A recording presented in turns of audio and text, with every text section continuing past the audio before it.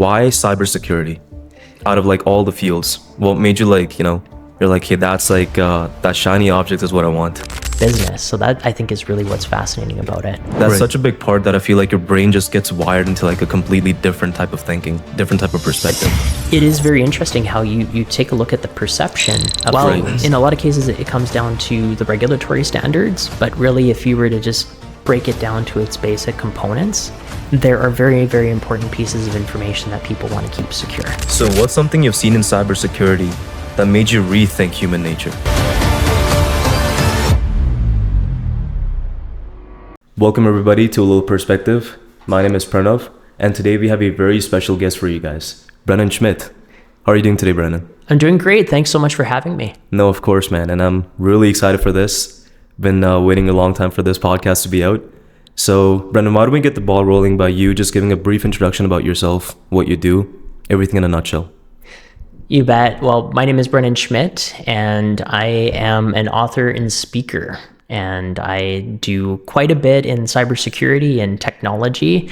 That's usually what I'm known for. And I'm also an avid volunteer too locally. And that's actually where we cross paths with JDC West. I think it's been a little over a decade now that I've been helping out with the program. So the years go by, but it's great to be able to talk a little bit, not only about my past work, but also learn too about all the latest trends that are happening. So in terms of keynotes, if I'm doing anything related to that, AI seems to be really, really popular for sure as all the days. I'm sure we'll get into that a little bit later, as well as cybersecurity. So those are two very, very important things that I'm really, really passionate about. 100%.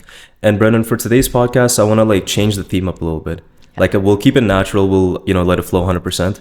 But at the same time, what I want is to be more specific into your field because I'm not that knowledgeable about it. And I'm pretty sure that, all of our viewers and listeners want to get to know about that too. Why cybersecurity out of like all the fields? What made you like, you're like, hey, that's like, that shiny object is what I want. I think it comes down to the fact that it just has so much applicability. I think that's really the simple answer to it. Because when you think about cybersecurity, it is really defined by three key tenets. So confidentiality, integrity, and availability. So if we talk about confidentiality, usually you can do a mental mapping to encryption. We're used to encryption. We know about how that works, generally speaking. And then if you talk about integrity, how do you make it so that something hasn't been altered? Mm-hmm. And then if you talk about availability, there's a lot of construction that takes place. And if all of a sudden now your internet's not available, you'll notice that we associate those words with the what's called the CIA triad. Right. And so to answer your question, I think why I focus on it specifically is because not only is it so important because of where we're at now, but I also think it's because there is that applicability, whether or not it's agriculture, whether or not it's science, whether or not it's computer science, humanities, anything related to that, there seems to be some sort of level of security to it. And I just find that it's just so fascinating to be able to peel back that onion and just start connecting the dots on those things. So how has that changed you and your worldview? I think it really comes down to being a lot more deliberate about things and thinking about things in a very different way. And I think most importantly, encouraging folks to also think about it in that way too. Because if you think of availability as an example and all the construction, and all it takes is just one fiber cut, and all of a sudden you're tethering to your phone. In some cases, that's an easy enough thing to do, but for others, they might not know how to do that. But it's just something where I think it's just funny how we start latching on to these different ways of doing, and then suddenly it just becomes ingrained in our everyday business. So that I think is really what's fascinating about it. Right. And I remember like back in JDC West too, like when we were like doing operations management, when we were like solving cases, you always had a different perspective towards it. Like you always brought like your own unique touch of AI, a little bit of cybersecurity into it. So do you apply that to like every single like aspect of your life? Because like that's such a big part that I feel like your brain just gets wired into like a completely different type of thinking, different type of perspective. It's funny you should mention that because it is the small things. I did a talk not too long ago and I got an interesting question from the audience, and one of the folks in the audience said, so I noticed that you brought your own computer and you weren't using the computer that was provided. Okay. And is there a specific reason for that? Are you kind of paranoid over what's happening? And I said, well, no, it's just Keynote, and I had a Windows device, and Keynote didn't want to do the whole thing with exporting. Right. But I just thought that was a really interesting question, because that association just becomes so easy in some people's minds that now that's the way that you do things. But it is very interesting how you take a look at the perception of things.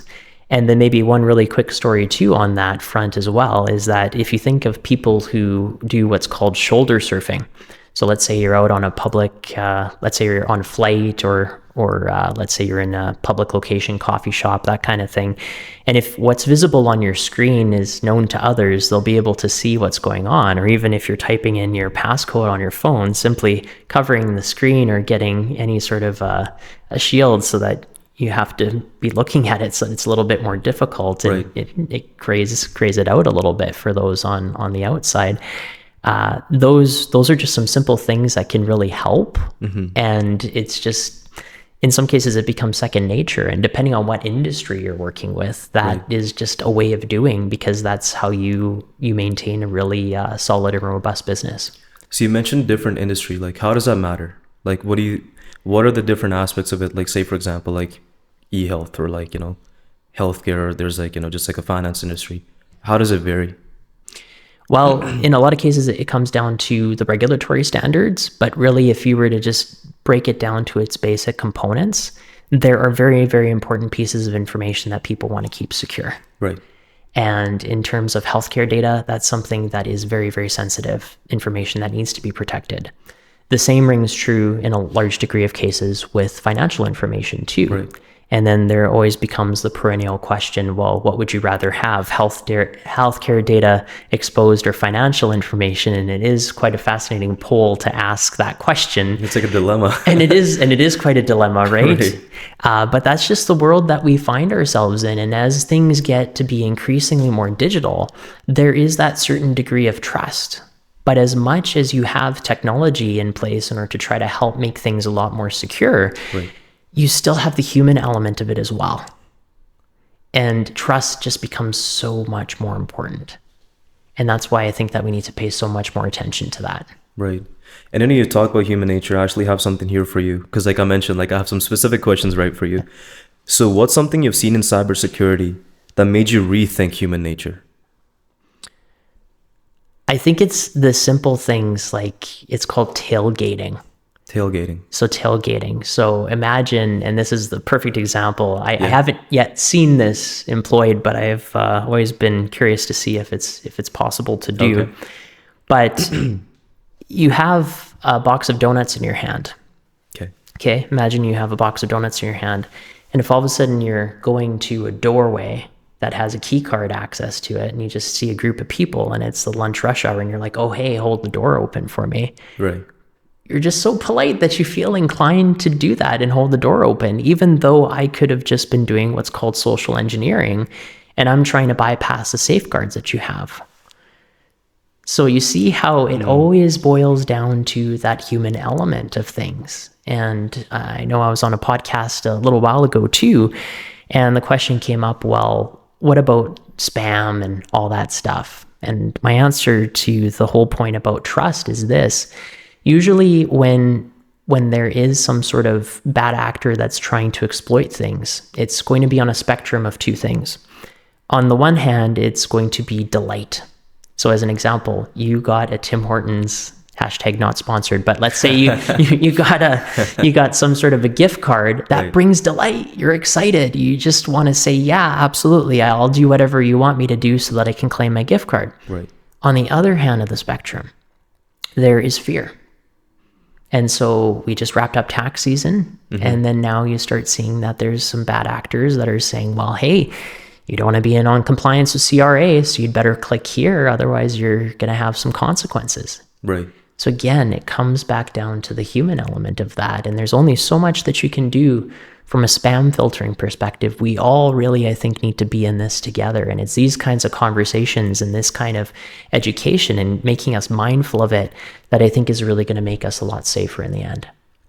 So how do you, as a person, like, who has all this knowledge and who understands, like, these different spectrums, would explain it to like, a person who's like a noob. Like say for example, like just an intern who's walking in, or like people who are like way older than us. Because what I've seen so far is that people who click on these things are either people who are ignorant, or maybe just like, like I don't want to like use that word, but like on the verge of retirement, because like they don't understand the whole tech side of it that much. So how would you make it easier for them to understand that, this is actually pretty serious? I think you got to make it relate to them in their daily lives. I think if you just focus on it strictly from the perspective of this is a work compliance thing, Right. you're going to get, I'm not going to say nowhere, but it's going to be a lot more difficult. Whereas if you say, hey, if I get a random call from somebody who sounds like a family member of mine and there's something wrong and it's their voice, I swear it's their voice, maybe you might want to start thinking about whether or not you want to have some sort of word that only you know, that you can validate that that person actually knows about. Another example too is because and by the way, what I'm alluding to is deepfakes and what's going on. So we've got a lot of really cool AI, but at the same time, AI is potentially and is being used and is being misused. Right. So now back to your question in terms of how to get folks to really lean in and start understanding the so what. I think it really comes down to just making it so that they know that their home life is something that is something that they have to keep in mind for. So if they do get this call and it sounds like there's something crazy happening, maybe take the step of asking some questions. Right. Yeah. So say for example that, not everybody can basically attend your lecture, and I wish we could. Walk me through what a seminar or, a talk from Brennen Schmidt looks like when we were talking about cybersecurity. I think it comes down to a 3-act play, if you want to think of it that way. Okay. And I've been doing quite a bit in the tabletop space is what it's called. So a tabletop exercise. Think of it as a keynote, depending on the size of the audience. It can range from executive level, board level, tabletop through to organizations from the operations side. But really, I lately have been trying to shake up the talks by getting people more involved in the conversation. Okay. So moving beyond just having polls and asking questions about, hey, where do you think things are going? Or do you use this? Don't you use that? And actually start asking some probing questions and getting groups of people together and having that discussion so that you can facilitate the discussion. And that's what the basis of a tabletop exercise is. And I did one with about 100 people not too long ago, which was pretty cool. That's insane. Yeah, it was, because it's not easy to like manage 100 people at once. Because usually, from what I understand, tabletops is like like it's a round table. It's not a group of 100 people. And talk about hour and 15 minutes was the limit for it. So how did you manage that? It was a compressed version. Okay. I don't know why, but I find myself committing to some of these things, and wouldn't it be a good idea if? Right. And then all of a sudden you find out the details later, and then you go, okay, well, I'll just ChatGPT the details so that it can account for that part of my brain. Right. But how to make that work? Really, it's about compressing the structure, because I follow a specific structure for it. But also giving folks the opportunity to just share around the table what they think of the question at hand, and then getting each one of those tables to report out what they were just talking about. Right. And it's just so fascinating. Obviously, you're getting a sample of things, and you can't go to every single table. You'd be there all day otherwise. But it's just fascinating to see how you have this thread that's commonly woven in all the conversations. Right. And then at the end, you have folks who are coming up to you, and I just think that this is so cool, saying, hey, you know what? I never thought about this before, and I actually feel as though I knew a lot more about cybersecurity than I had originally thought. And that to me is so special, because there's a lot of stuff in cyber that has to do with our daily lives. And all it is just giving folks that ability to start making those linkages. So back to the 3-act play, that's usually the structure that I follow, where I go through the theory. You got to have some sort of a baseline in terms of what it is. Just like evidence and stuff. Exactly. Right. Yeah. Right. And so you set the context for things, right? Here's what the CIA triad is. Here's what the actual format is going to be for what we're going to talk about. Then we get into Act 2, which is where it's the actual tabletop exercise, where we start going through those very specific questions and go around the room.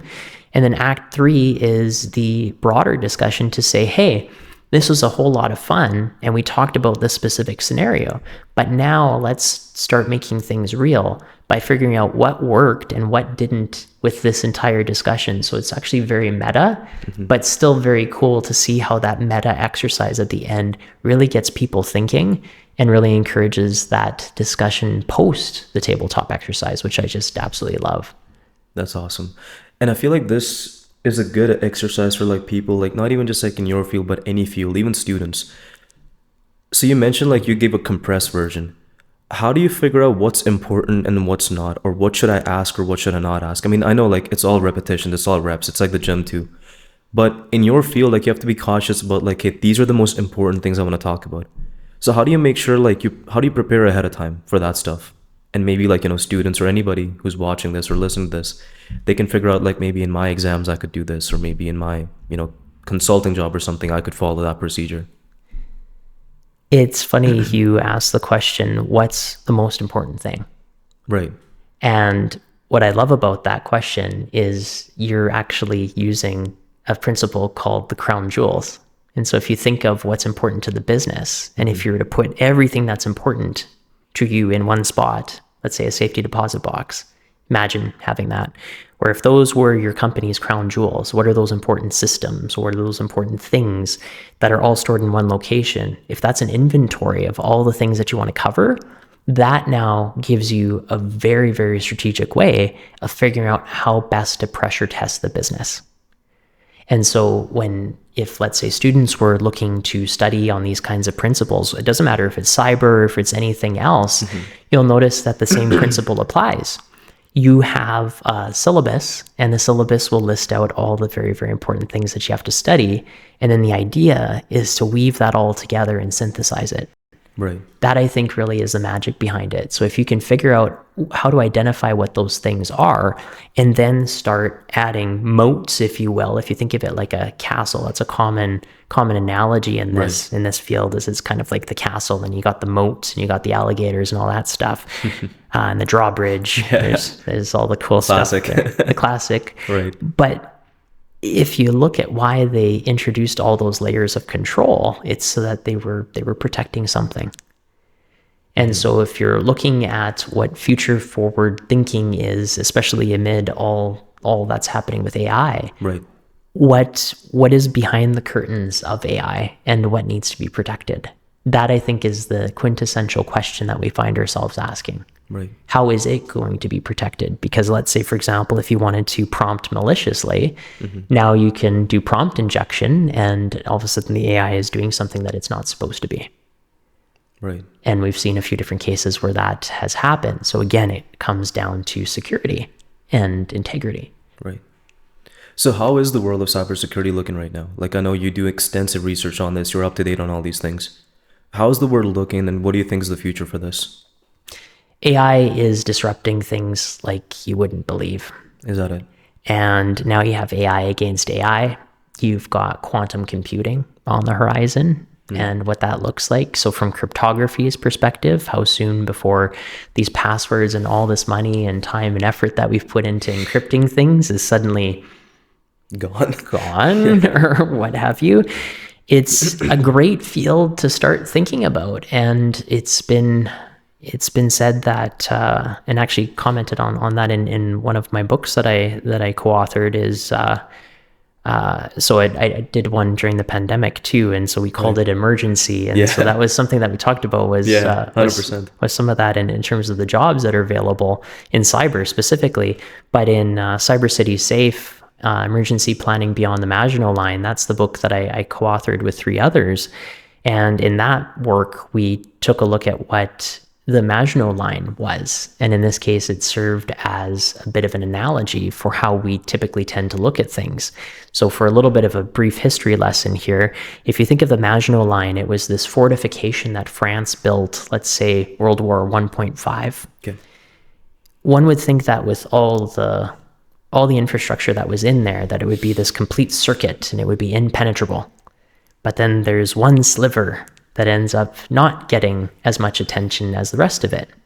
And at the time it was thought, well, who's going to go through the forest and breach that? Lo and behold, that was exploited, as history would have shown. So the reason why we use that analogy in the book is because if you think of it in past practice, the things that we overlook usually tend to get exploited, and then we see the results of that. So if we stand at the precipice now of how do we go about securing things, we don't want to have the modern day Maginot Line in place.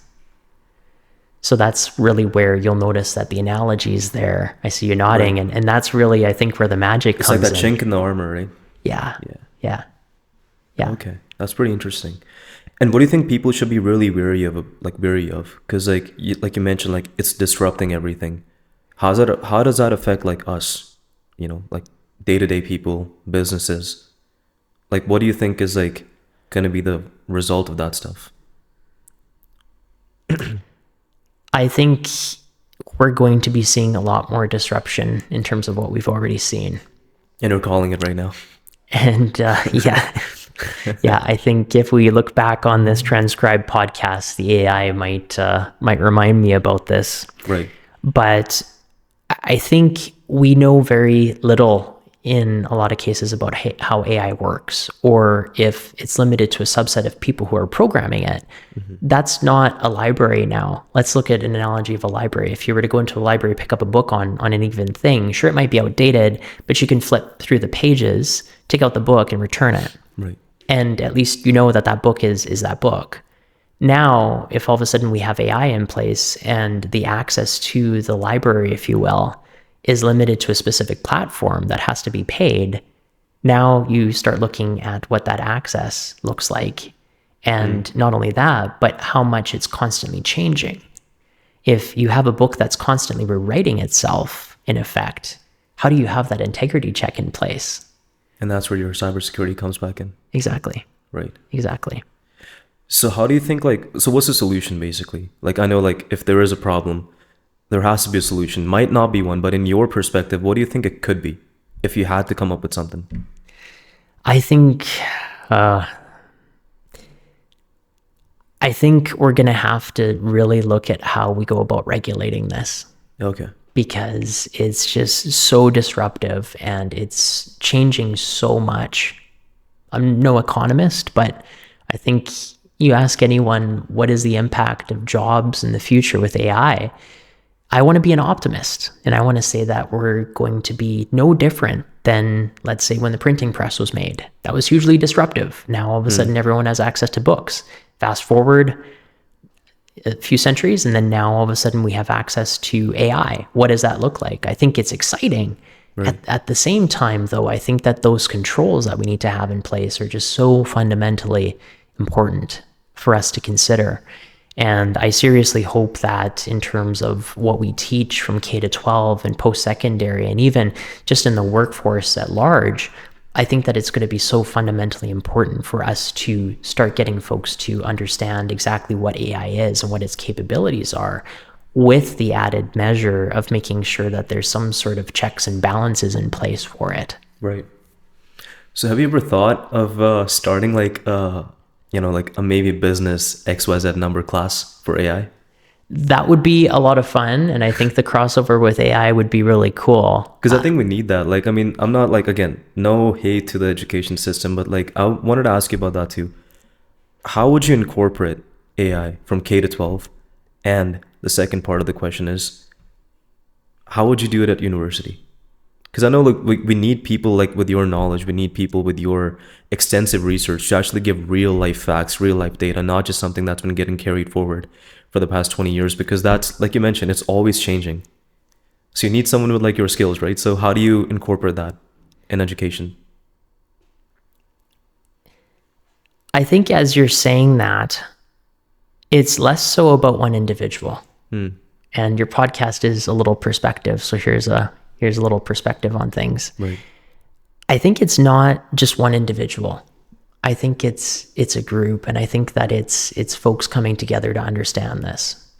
So my background too, I should mention, is I was going to be a high school teacher. So I've got a Bachelor of Education. Even though I was doing a whole bunch in the business faculty, I was actually a business education student. Yeah. Right. So you say K to 12, and it's like, oh yeah, there's lots of really, really cool opportunities. But at the same time, it becomes ingrained in the curriculum. and you have multiple folks who get an understanding of how this stuff works, and then you start teaching it, and then hopefully it's like a seed that's planted, and all of a sudden you have things grow. And so I think whether or not it's K to 12 or post-secondary, I really think that now is the opportunity for us to really start leaning in and having an understanding of what role AI does play into things and what role AI doesn't play into things. And here's what I mean by that. We know that there's hallucinations in a lot of cases, and you'll look at something that's produced and you'll ask the question, well, is that real? And then you'll maybe do a Google search if you're still using Google, or you'll at least go back to something. Right. Because I remember growing up, we used to have the encyclopedia. There was an actual, probably multiple tons. I'm exaggerating, of course, but there were books that you would go down into the basement or into the living room and pull out the encyclopedia and open up the page and be like, oh yeah, that thing that we were arguing about over at the table, that's, here's what they have about it so far. Right. But at least there was this governing authority, if you will, in terms of the knowledge. And so I think in terms of being able to discern what is actual from what has been fabricated is going to be a huge component of that, because AI, regardless of its hallucinations, there's also the important component too of what access to information it has and how it as AI has been influenced. Right. Because when you look at bias, you start looking at all that other very, very important material and subject matter. That's something that folks need to, as human beings, need to discern. And there's only so many checks and balances that you can have technologically speaking. So that's why from a curriculum perspective, that critical thought and to try to take a second look at things and piece things together. In summary, I think it comes down to AI being supplementary to things. And it's not just somebody teaching a class.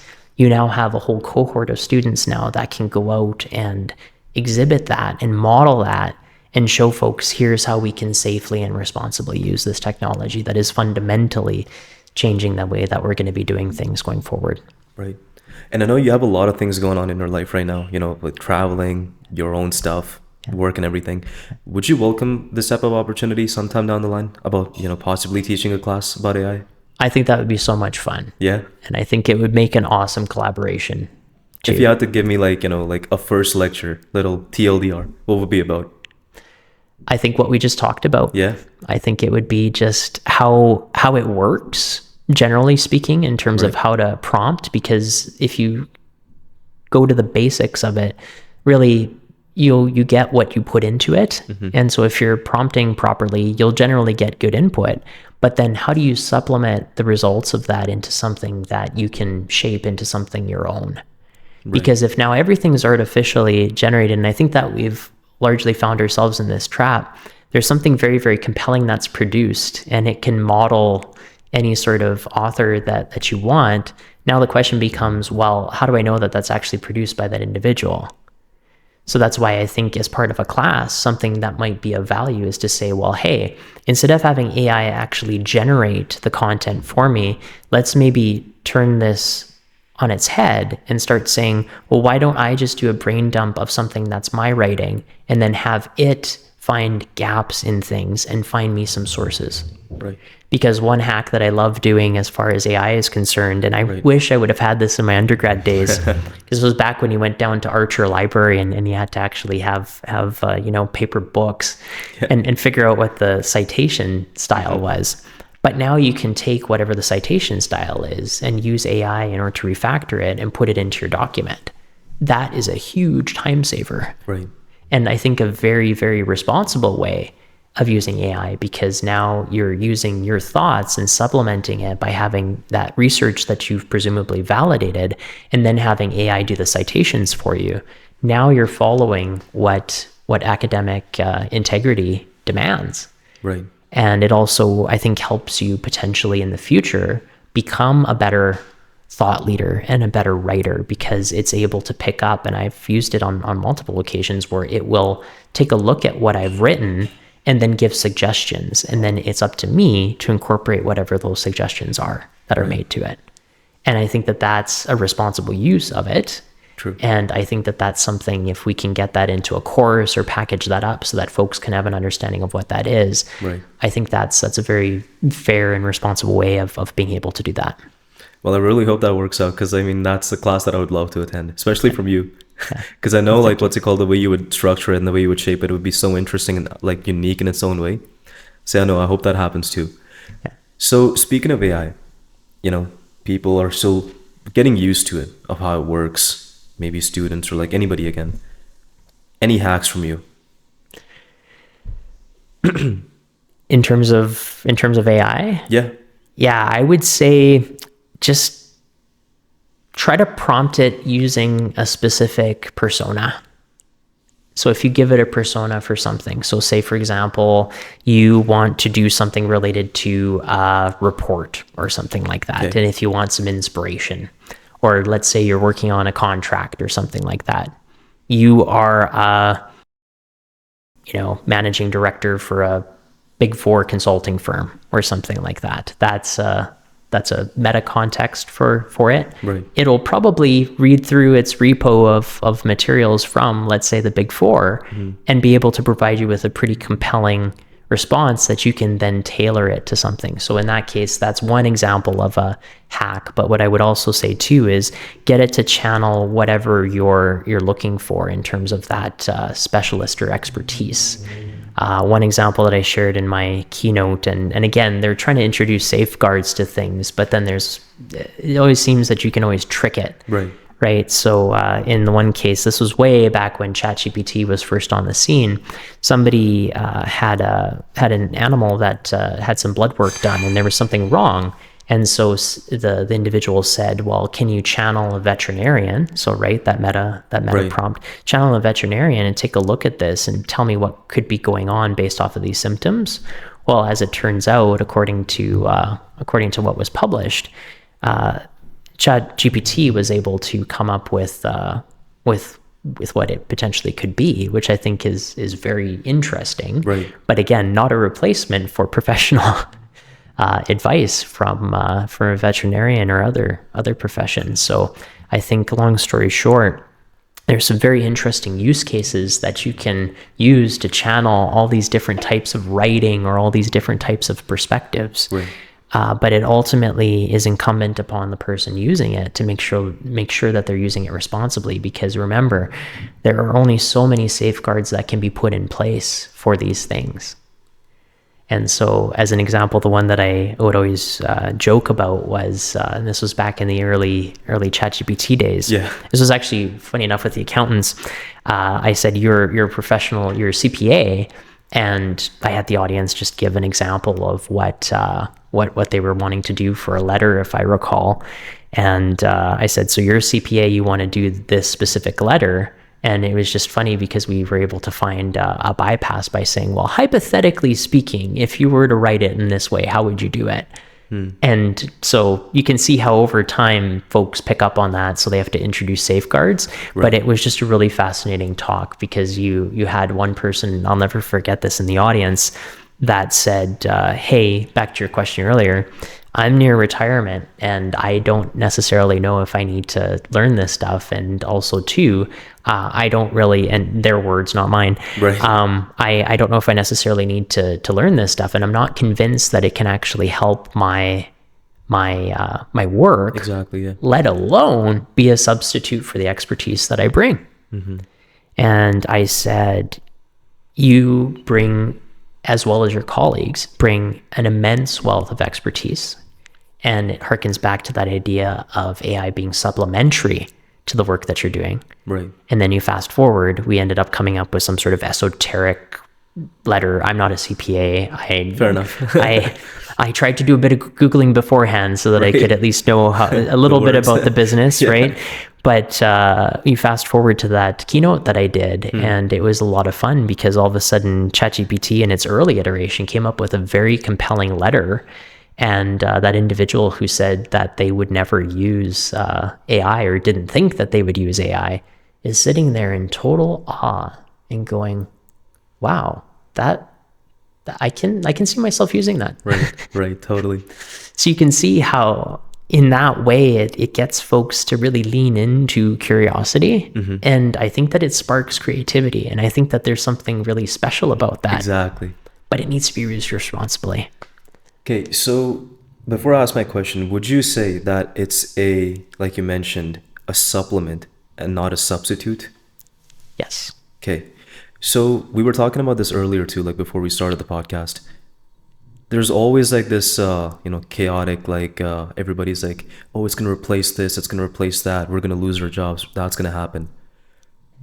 How about you give us like an honest truth to it? Because people just like to talk without facts or without evidence, and they just hear one thing and make a whole movie out of it.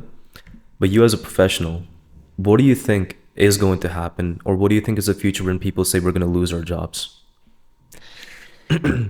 I think that plot is still playing out here. And I think that there is going to be disruption, unfortunately. Yeah. And we've seen it throughout history. There's the invention of the printing press and what ended up transpiring from that. There's a case where, and we talk about it in the book as well, there was where you had the printing press. If people were standing for hours on end, and if they were using one particular arm in order to do a repeated action, repetitive stress injury, right? And so then that caused some issues. If you fast forward now to today, where now all of a sudden we're not synthesizing information and we're having AI synthesizing it for us, I think that presents a challenge, because what part of our brain is being used in order to piece this stuff together? I think that that's really something that we got to think about. And in terms of the disruption to the economic factors here, I'm no economist, but if I was to guess, I think no matter what the profession is, there is some idea that folks need to lean into AI, because earlier we had spoken about the accounting, the accountants, they're being impacted by that, data analysis, supplementing the work that they do, and then also to healthcare. That's a big portion of my past experience as well. And you're now seeing cases where radiologists are asking themselves the question, well, am I getting AI to do a first pass at things, and then I'll just validate what that looks like? And how much better can care delivery be if all of a sudden we have those measures in place? So I think those are just two small cases of where things are at. But I do seriously think that as part of that educational component to it that we were talking about before, it's going to be so important that everyone has an understanding of exactly what this is, and then more importantly, how it's used, so that we can get to a point where folks can start using it, because I don't think it's going anywhere. And that was going to be my question too. So do you think it's inevitable that it's going to affect every single part of our life, every single industry, the whole world in general? I think so. Yeah. If you think of the tech stack that you're using, and this is going to be going on every podcast platform, there's transcription that's available, that it's going to be able to cruise through things. It's a very, very good convenience. But at the same time, it's proliferated every single thing that we've done. Right. And now if you're, let's say, somebody who's just starting out in an industry, and now if all of a sudden AI is doing the work of something that you would fine tune and hone over the course of, let's say, many months, or in some cases many years, that's how now, I was just listening to a podcast not too long ago in professional services, it's really starting to take a look at what that entails, because now if AI is doing things, what does that look like for analysts? What does that look like for new graduates that are looking to get into that sector, especially in professional services? How does one, maybe that might not be the right word, but save themselves or stand out? I think amid all this turbulence, your network is going to be the thing that really keeps you going. And I think the folks that you hang around with and that you learn from is really going to be not necessarily a thing that inoculates you from it. Because if there's one constant in life, or if there's one thing in life that's change, right? Right. It's constant change. And so I think if you can surround yourself with folks that do this and lean into it, and again, are models for how things can be used responsibly, I think that's just how you build out your network. And I think that's how those opportunities come to you. And I think that that's really where it becomes interesting, because instead of it just being one individual, you have a group of folks who are able to come together and do really cool things. So what's something a tabletop exercise has revealed about people or organizations that really surprised you?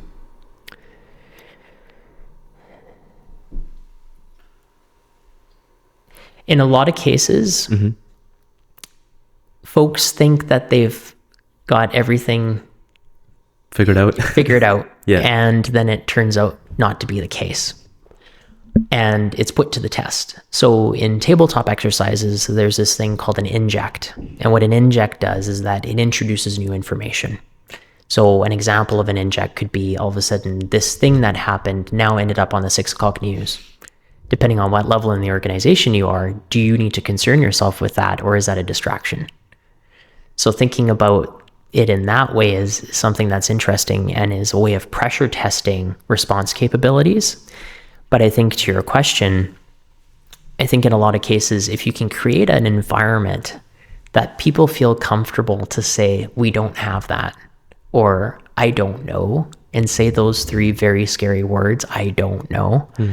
I think that that's really where the culture that you want to create in tabletops, not just in the exercise of the tabletop, but just organizations, if they're to create a culture of change and continuous improvement, being able to make mistakes and learn from them and to do something with it is just so important, I think. And that's something that I find, if consistently applied, the organizations that I've worked with are the ones that really take that to heart and can really change the way that they do things, knowing that they're not going to be able to do everything all at once, but it's a gradual progression and it's a gradual journey. And I learned this from Nikhil, actually, and he talked about this one thing, and like he was reading a book about it. So he talked about this thing called essentialism. So is that what, like, that's like how my mind works, is at least like how you mentioned, like, is that a distraction or is that actually like useful to us? So what's essential to us? Focus on that. Is that what tabletop helps you understanding, or no?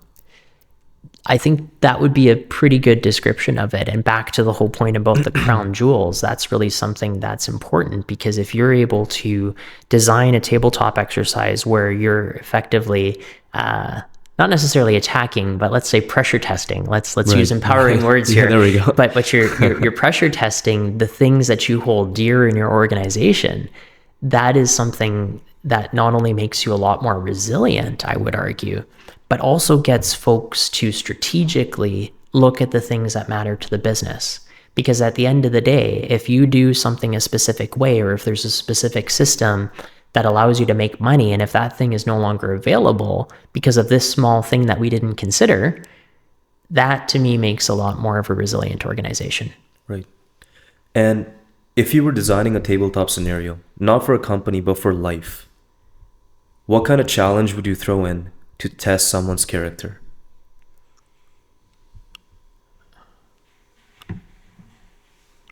Oh, that's a really good question. Yeah. Because I was thinking about this, right? Like, I mean, I get like for the business side of it, but live in life, right? I think a way of pressure testing that is just integrity. Okay. And tests of integrity, if you wanted to really test it, right? Like, obviously, we're not going to be gamifying every single relationship here, but at the same time, I think your question is very, very pointed and very valid, because I think by definition, integrity is doing the right thing when no one's looking. Right. So I think if we can put, and again, that happens to be a thing where in the case of cyber, it's nothing's changed. Right? So a little bit of a different meaning with it, but at the same time, if you were to pressure test that, I think that that's really where it comes down to that network that you've built. And if you surround yourself with folks who hold integrity and who do the right thing, even though it may be difficult when no one's watching, those are the folks that you want to be a part of. And I think that the tabletop in life is really to see how long those relationships endure, and also to just how they grow and how they prosper. I think that's how I would answer that question. Pretty cool. So, I might be asking for too much here, but if we were to do one, if you were to initiate something like that for my character, what are some questions you would ask me? If we could do like a quick little tabletop here, just for the people to watch and see. For life. So it is a little bit of a different context, Fair right? enough. So, but at the same time, so AI, you have the ability to fundamentally change things with the way that we do business, let's say. Yeah. My question to you is, if you know that it's going to fundamentally disrupt one sector over others, what would you do with it? Well, I would see like if that sector is really that important or not. Because the thing is, like, if it's helping the business in the grand scheme of things, that will be at least my focus. So that I would look at it from like longevity perspective. What about the people? We can move them around, because I feel like there's always ways to like cross train people, give them more training. Like, of course, like I get your point that we'll just like eradicate jobs or something, which let's be honest, it is happening. But we can still figure out a way to cross-train them across different fields. Like I'll give an example. Like I was talking to David Beloff the other day, and he gave me some really interesting piece of advice. He said, start anywhere. You'll just realize that this is something I don't want to do, but you'll still be around people that will give you that knowledge, or you'll develop like those soft skills or like something out of that. Start in like as a business technology analyst at Deloitte or something. Might not be finance related, but you'll still learn something. So that'd be my perspective. Like shift people in those other sectors where they might be useful.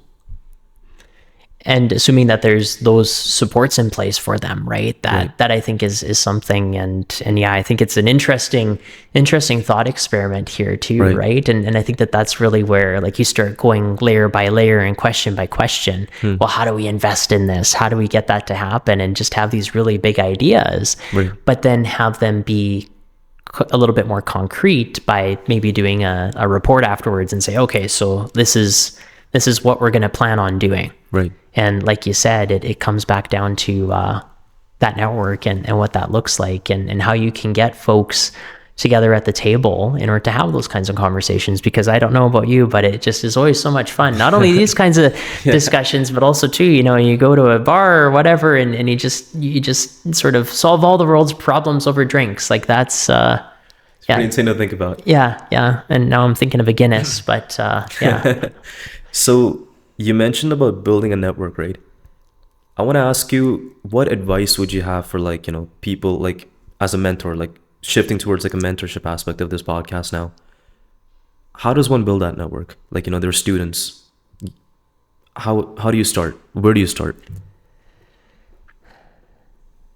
I'll maybe share from my personal experience. Okay. I think, and it's funny because you mentioned David, your guest there, Dave Beloff, as he's probably laughing listening to this right now as it's being broadcast. Right. But how Dave and I managed to cross paths was because of JDC West, and it was because of an introduction. He was at another firm at the time, and then we were just talking about, well, hey, maybe you come work over at that other firm, and then he goes to another firm, and then you just keep up going for coffee with folks, and the next thing you know, you're working there, right? So in my case, that's how it was, but that was over years, and so that's why I think if I was to give any advice to folks, it's not a one and done. Let me just get your business card, send you an email, and say let's go for a coffee.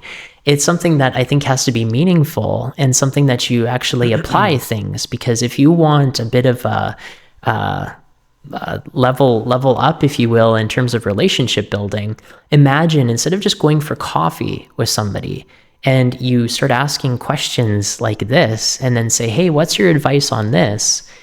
And then apply that advice. Maybe it doesn't go as well, but you at least tried, and then meet back up for coffee and say, hey, by the way, and here's a hack.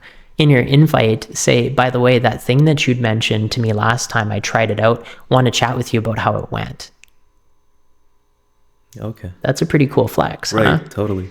That is, and it's not to be playing psychology games on people. It needs to be intentional, right? Because I'm not giving this advice to say, okay, here's how you socially engineer more meetings with people. I think it needs to be done with integrity and with intent and with the best of intentions.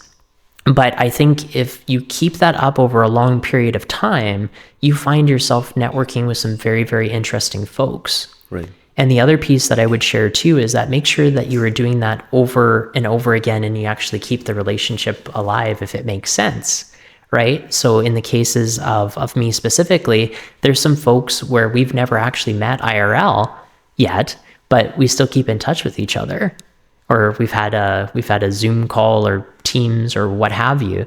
And it's just a way of being able to keep the dialogue going, so that, let's say if I am in that city, it's just that much easier to be able to say, hey, I'm going to be in your end of the world.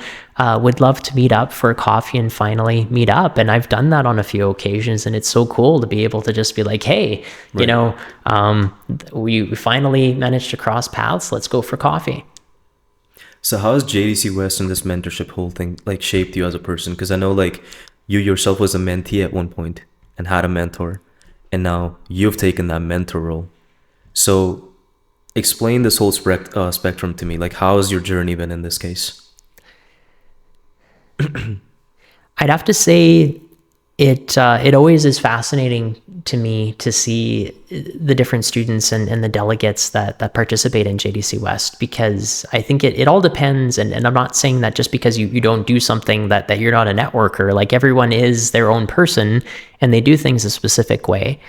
At the same time, though, those folks that stay in touch over the years, like this, I think, how many years has it been since? 3 years. Okay. So 2022 we started. Yeah. So 2022. I asked that only because it's been, I think this year is going to be either year 11 or year 12 for JDC West for me. Crazy. So it's interesting to start thinking back, well, what year were you again? I forget now. But we've kept in touch, right, and we're doing this show. And I think that's a really great demonstration of what that looks like. Having very fascinating conversations, not just for the sake of networking, right, but for engaging in these kinds of fascinating pieces of dialogue. And just being curious too, like you want to know. Yeah, right? Exactly. Yeah. That's awesome. So have you had any like exceptional mentors in your life that you still remember, that you're like, you know what? That guy changed my perspective, or that guy gave me some interesting things to think about? Any stories for us? I think the one person that comes to mind here is Dave. There we and go. I feel like Shout out David. I feel like Dave was telling me about he had a chance to connect with you, so I'm wondering if that's a seeded question. But I think no, in all seriousness though, I think Dave fundamentally changed the trajectory of my career and just the way that I look and do things, and I mean that with all sincerity. Right. He's very much a pioneer, big pie in the sky thinker, and at the same time has that whole, as I sound like I'm starting to talk about Deloitte personality methodology here at the risk of doing that. But at the same time, being that integrator and finding the right people, and you were talking about that before, finding the right people to make it happen. Because even though, and I learned this not just from him, but a lot of other great colleagues from Deloitte, that you have, and it doesn't matter whether it's Deloitte or any other instance where you're working, but in my personal experience, it's finding the right people to make things happen. Because like you were talking about before, there's just some sort of magic in knowing that there's other folks who are very, very interested in this one thing. And why don't you get them working on that and empower them to be able to do really cool things, and you just act as a facilitator? Right. And I think that as far as mentorship goes, I think, again, in all sincerity, I think that I give a great deal of credit to Dave for that, for showing that and modeling it and being that same Dave over the years. Because it's funny, like the coffees that we would always go on and asking the question, hey, do you want to come work for me? And then years later, just having, okay, we'll finally make the leap and we'll finally join Papa D Deloitte. That really is something that I think is special to see that progression and not only that, but also his career progression as well, as something I think that's something to admire too. Because like being able to lead the practice at the provincial level is pretty big accomplishment, and to be able to find that balance, I think is a really good way of modeling things. Now, I know you're an extremely humble guy, but I want you to have a little bit of pride. Have you impacted anybody's life so far in your journey of mentoring other people? Because I want to share like those stories as well. Like, I know that you have amazing mentors, but what about your story that's unique to Brennen? I'd say recently, there was a team member who was originally in one part of their of their career wanting to go into a very, very specific niche of consulting. Okay. And What would that be? Like, what kind of niche? so in this case, it's more so on financial operations is what it's called. Okay. And so this person in particular was very, very interested in cloud computing and the numbers behind it. Okay. And it's a quant guy.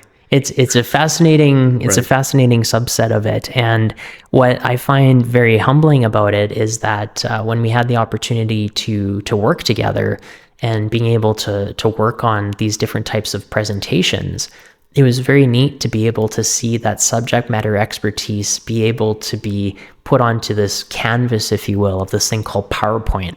As every single person in consulting who's listening to this is just like, yes, everything's a PowerPoint deck.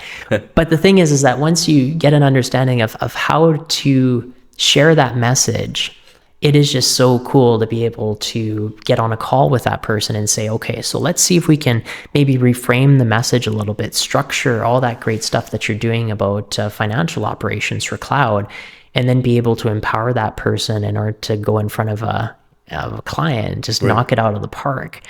That to me, and by the way, this individual that I'm thinking of still keeps in touch today, which is awesome.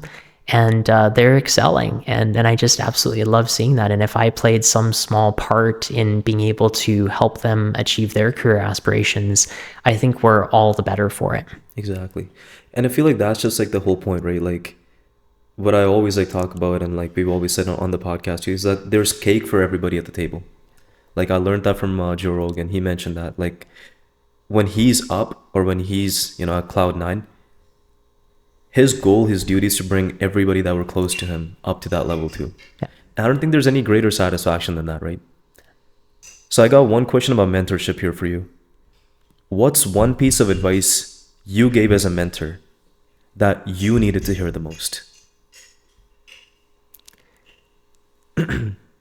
I would say you don't have to learn it all and do it all. And we talked about that in the pre-podcast meeting as well. Why don't you elaborate on that?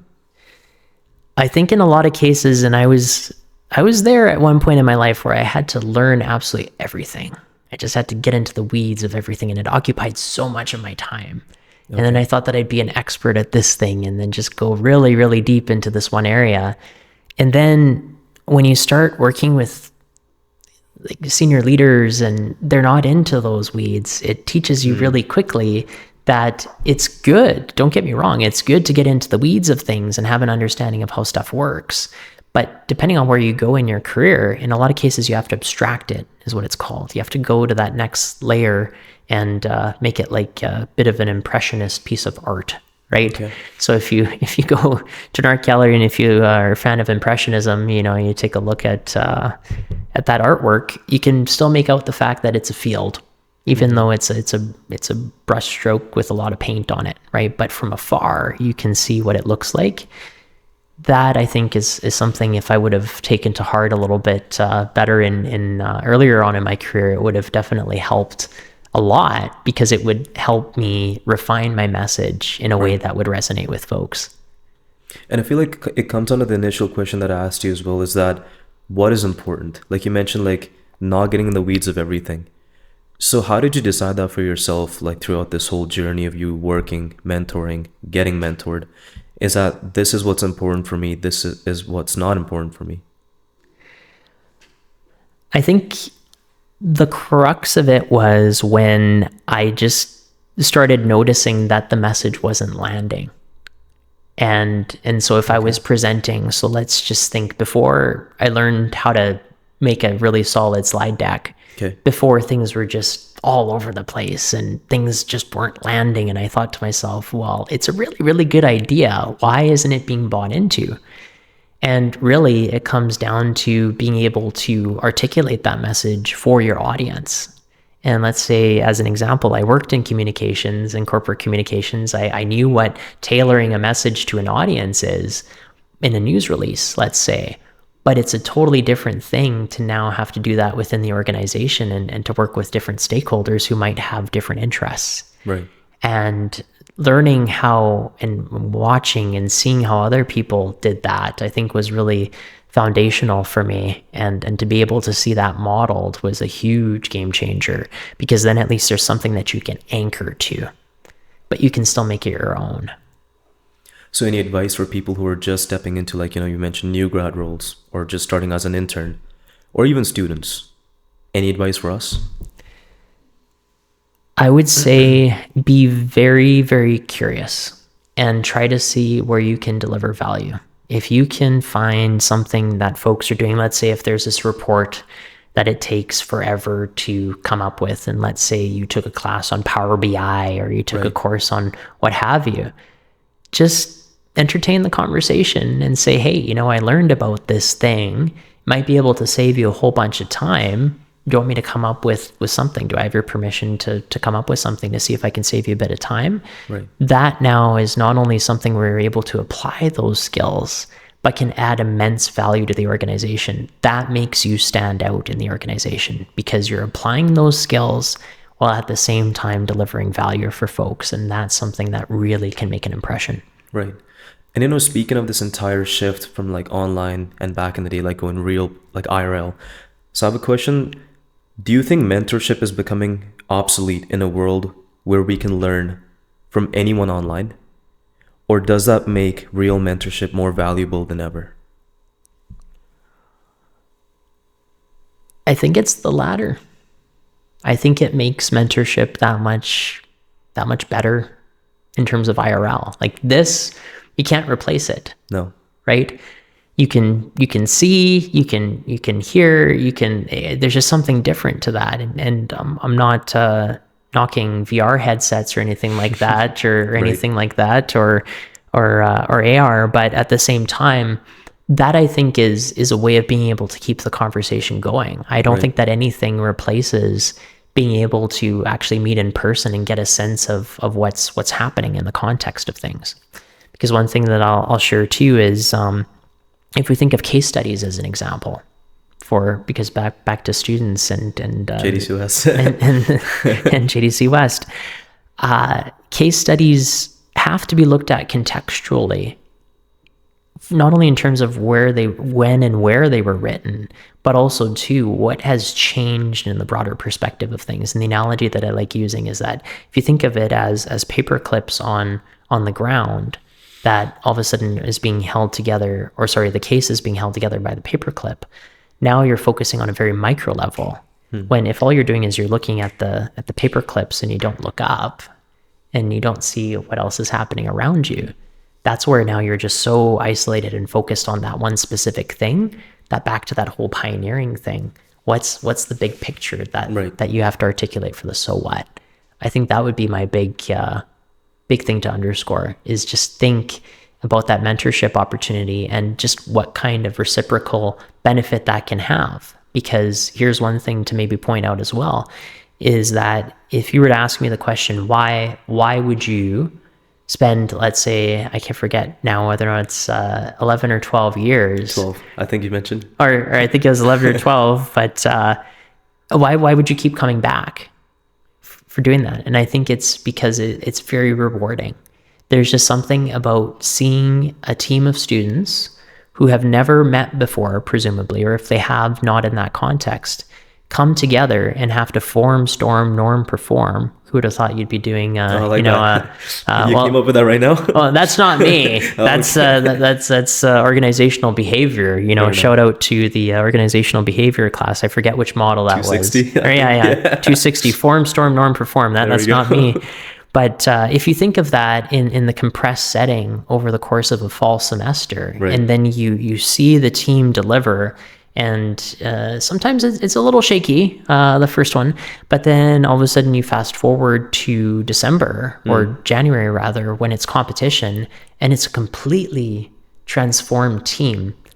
There's just something so magical about that. And when you notice that, it kind of gives me shivers here thinking about it, because that to me is an impact that you can make. And if there's a way that you can help influence a specific way of thinking in order to remember that big picture, while at the same time finding the right people in your circle, if you will, to make things happen, And if you can do so with responsibility and with integrity and doing so for the greater good, I'm a hopeless romantic that that's what we can do. Right.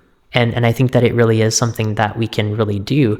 But I think it also comes down to making sure that we actually abide by those things and that we do so responsibly, that we think about the bigger picture, and that we keep the broader implications in mind. Right. And that was actually amazing. So you gave me the why of why JDC West. Why do you come back as a judge, or sorry, like as a coach? Now I want to ask you, just based off of that, what's your why in life? Like, why do you do what you do? Like, JDC West is like one aspect of it, but Brennen, what's the why of Brennen? I think it comes down to making an impact. There's no greater joy that I find, especially in cases like that, where all of a sudden you have a group of students that now can go out into the workforce and feel confident about what they're doing, and be able to do that. And not only that, but also too with colleagues and with family as well. Like that's something that means a lot to me, and to be able to contribute and to learn about these things and help unpack and distill it. I think that there's something so not only magical about that, but it makes my brain happy too, because I like reading and doing a lot of these different things. But at the same time, there brings me no greater joy than knowing that there's something that's applied and that I had maybe a modicum of an impact on that. Right. To me, that means a lot. Awesome. So now, Brennen, shifting more towards you personally, we talked about this in the pre-podcast meeting that you started your own company. So how's that going, man? Like, how about you give us like a brief little, a pitch about that, and like, what's it about? Because I want to, like, I know like you've been like working in all these different places, but starting something of your own is also like, a big step. Yeah. So how did that come to be? What is it about? Why don't you tell us about that too? Yeah, so it's funny. It goes back to high school. I have been running a side hustle for quite a few years, and high school, man. That was crazy. From high school. Yeah. So I registered my first company, which was the Alias Technology Group is what I called it at the time. Right. And so it was just a sole proprietorship, and I would do these little contracts here and there. And then you fast forward to today, where I finally incorporated under the banner of the Alias Consulting Group. And with that, it gives me a lot more flexibility to work with a lot of different clients, and to be able to do things like tabletops and other things and some consulting. But it's a lot of fun to be able to do that all those years later, and still make sure that you keep up with those folks over the years, because I wouldn't be where I am if it wasn't for those folks who helped me out, whether or not it was for advice or just saying, hey, I've done something like this before and you might want to check out this thing, or hey, I know someone who happens to, let's say, practice law in this area and you might want to chat with them, they can help you out. That to me is just so magical about that. And also back to the tabletop piece, what I really love about it as well is I'm able to still practice a little bit about the stuff that I used to do. So from a public relations perspective, I did a lot in PR. And with tabletops, let's say there's something where there's a public relations crisis that's a part of the scenario, that's something that I can contribute to meaningfully because I've lived it, and I played a part in that. And then also too, just venturing out into different waters. And when you start talking about law goes a long way in terms of tabletop exercises, because we can go down a whole rabbit hole of, legal privilege and all that stuff when it comes to things with the law. But really cool to be able to be that facilitator and get all of these different representations of folks from around the room to be able to talk about something in a way that's meaningful, that they can change it. And those are just two examples, right? Because then there's also technology. There's a lot that I was working on in IT. And so to be able to be that person that can really help craft that conversation and serve as a facilitator, I think is just something that's so important, because I think one of the most humbling experiences with one of the tabletops that I did was being able to have various senior leaders in the organization come together in a rather calm situation, even though we were talking about serious business, But being able to just be that person that says, hey, individual here, I might want to talk about this thing with this person because that's their area of the business that they lead. Right. And to be that person who is able to make those relationships and to be able to say, hey, this is a hashtag not sponsored type thing, but in all sincerity, they're doing some really, really impressive work. And Right. now we have this tabletop exercise that we can all come together on and demonstrate the great stuff that's being done. So I think that that's just something that I find a lot of value in. And I think that there's just so much of a great experience in having that. So what's the future of Brennen Schmidt and Alias? Well, if there's a shameless plug for www.alias.ca, there's... We'll put the link in our Spotify and YouTube, guys. There we go. And you can... how does it go again? You can smash the like and subscribe button on Alias Consulting Group for YouTube. We're on YouTube. Perfect. Had some really cool videos produced too. Sweet. By shout out to Tandem X Visuals for the help with that. Oh, nice, so, nice. Yeah, they did an awesome job there, Josh. And I think if we were to think about the future, definitely want to focus on a lot more tabletop exercises over the next little bit because I think they're different. Right. And I'm hearing a lot of really great feedback. Because in a lot of cases, it's good to be able to do a round table or something like that, and you ask those kinds of questions. But it's totally different when the whole objective of the entire meeting is to get everyone concentrated on a particular scenario that's designed to absolutely dismantle everything with the business. Right. Yeah. Awesome. So Brennen, to move closer to the end of the podcast, what I'll do is I'll ask you 3 rapid fire round questions. And, we'll just close it off from there. Okay. So what's one piece of advice you could give to your 20-year-old self? You don't have to learn everything. And you don't have to spend all that time on it. You just have to find the right folks in order to piece it together. What are you most grateful for in your life right now? I would have to say the network of people that I have. Mm-hmm. I think that's a common message that we've heard today, but I say that with all sincerity. I don't think that I would be here if it were not for that network and to be able to have those meaningful relationships. And if someone listening today feels a bit stuck, professionally or personally, what's a perspective you'd offer to help them move forward? I think, and I don't want to make this a bit of a cliche, but I'm paraphrasing what it was, Fair enough. Your words of inspiration from the gram. But I would have to say it goes something along the lines of don't take criticism from somebody that you wouldn't go to for advice. And so if you're feeling stuck, what I would ask myself the question of is, well, is it feeling stuck because I'm feeling stuck and that's something that's being projected upon me? Or am I legitimately stuck and I just need to think about the bigger picture and start surrounding myself with folks who maybe have been in that situation before? And in a lot of cases, all it takes is being able to be extremely vulnerable and say that, hey, Right. I'm feeling stuck. Have you experienced that specific thing before? I can't make this message stick with leadership or I'm having this specific trouble.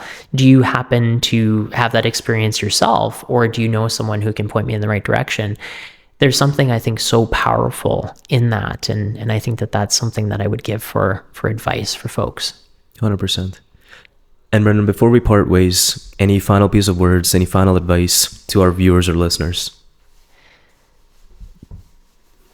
I would say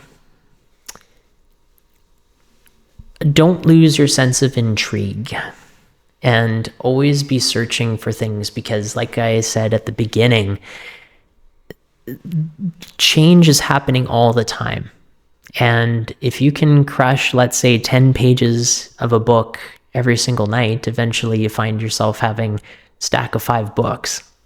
And so it's just small incremental changes that can have a big impact. Myself, it's funny, I was going through a few different books, And I've been keeping a stack of them.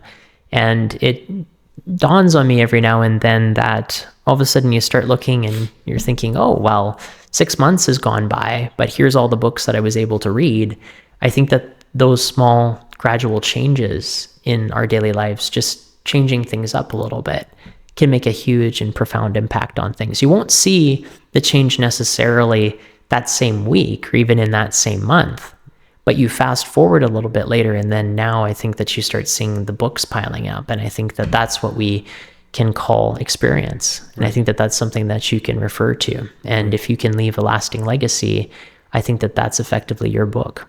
And I feel like that's the best part, because life only makes sense in reverse. Right? That's right. Well, Brennen, this has been an amazing conversation. I feel like we talked about a lot of interesting things that I didn't know about, and I feel like our viewers and listeners also had a fun time learning about.